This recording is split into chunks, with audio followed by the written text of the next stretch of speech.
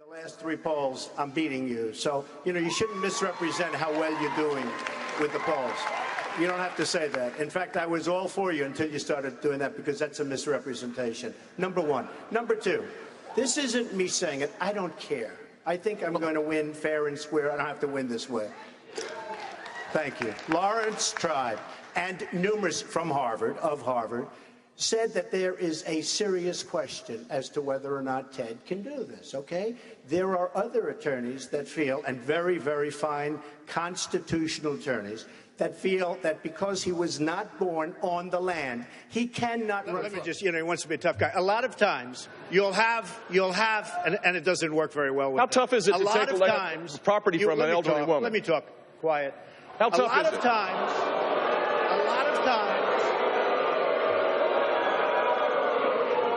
that's all of his donors and special interests. Well, I'm very glad that Ted mentioned Arizona, because probably the toughest man on borders is Sheriff Joe Arpaio. And 2 days ago, he totally endorsed me. So thank you. The single biggest liar. You probably are worse than Jeb Bush.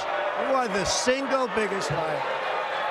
All right. This guy lied. Let me just tell you, this guy lied about Ben Carson when he took votes away from Ben Carson in Iowa. And he just continues. And today, we had robocalls saying Donald Trump is not going to run in South Carolina, where I'm leading by a lot. I'm not going to run. Vote for Ted Cruz. This is the same thing he did to Ben Carson. This guy will say anything. Yes, nasty guy. And I've been there, and I've been there very strongly. I do have to say something, and this is interesting, and it's not anybody's fault. It's not Ted's fault. Justice Roberts was strongly recommended and pushed by Ted. Justice Roberts gave us Obamacare. Might as well be called Roberts Care. 2 times of the Supreme Court, Justice Roberts approved something that he should have never raised his hand to approve. And we ended up with Obamacare. That is a rough thing, and I know Ted feels badly about it, and I think he probably still respects the judge, but that judge has been a disaster in terms of everything we stand for, because there is no way that he should have approved Obamacare. Now, with that being said, these are the things that happen. But Ted very, very strongly pushed Judge Roberts, and Justice Roberts gave us something that we don't. About language. 2 days ago, he said he would take his pants off and moon everybody, and that's fine. Nobody reports that. He gets up and says that. And then he tells me, oh, my language was a little bit rough. Okay. My language.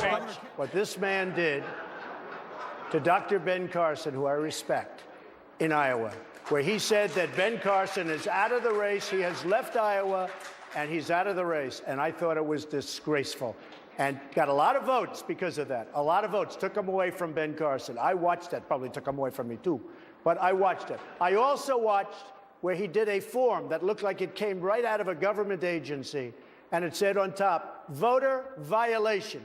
And then it graded you, and it scared the hell out of people, and it said the only way you clear up the violation, essentially, is to go and vote for Ted Cruz. I watched that fraudulent document, and I said it's the worst thing I've ever seen in politics. To me, that was even worse than what he did to women you don't like: fat pigs, dogs, slobs, and disgusting animals.